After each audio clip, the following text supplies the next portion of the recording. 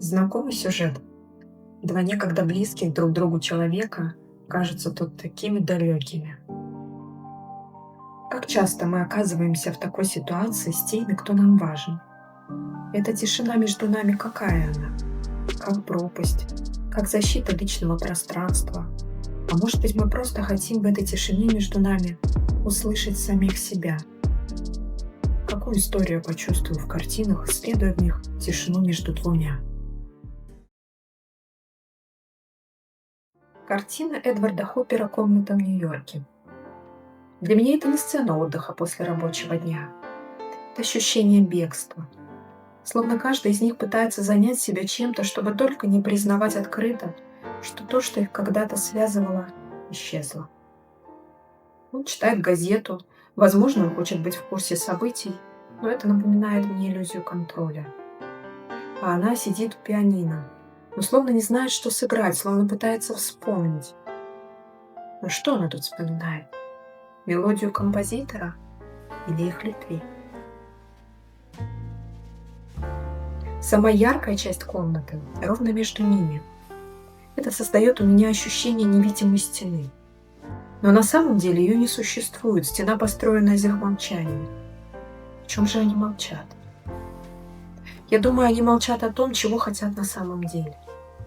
Они боятся, что их желания могут быть такими разными, что эта тишина превратится в пропасть, если сказать о них вслух.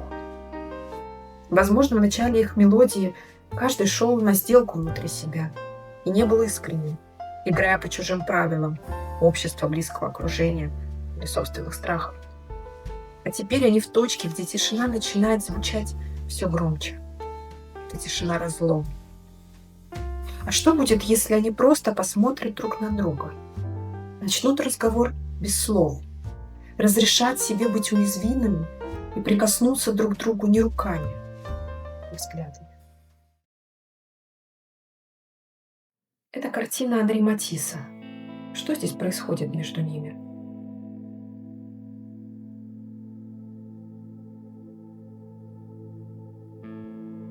Если в картине Хоппера они боялись тишины и не смотрели друг на друга, то здесь возникает диалог.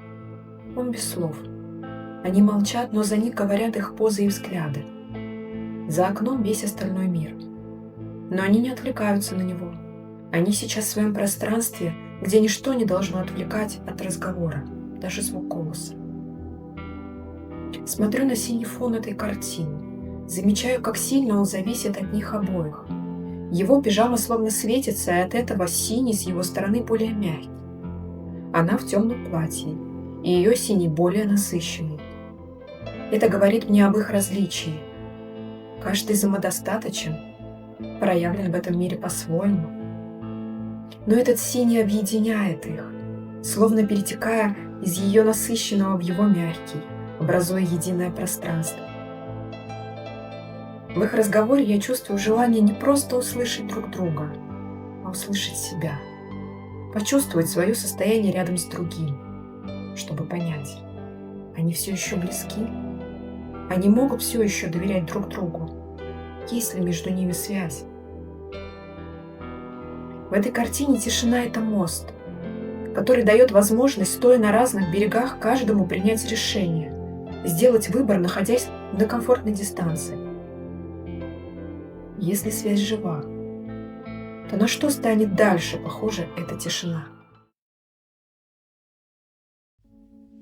Я узнаю ее в этой картине Марка Шагала.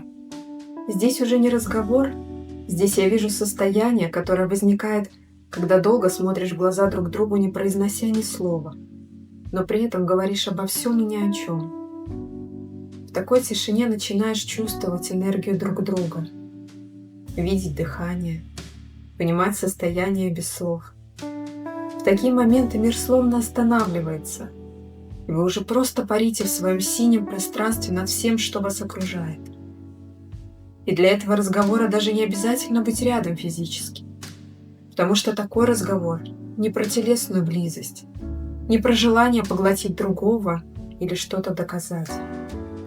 Он про то, чтобы просто быть рядом, быть собой, смотреть в глаза напротив и видеть в них свое спокойствие, свое желание, свой интерес и свою страсть. Это тишина-полет, когда доверие становится той силой, что держит вас в воздухе, а общее молчание единственным языком, которого достаточно. Возможно ли пройти от тишины разлома в тишину-полет? Я думаю, да. Для этого нужно просто создать тишину-мост. Однажды решить отложить газету, повернуться друг к другу и молча, глядя в глаза, начать безмолвный диалог о себе, чтобы потом, стоя у моста, сделать свой выбор.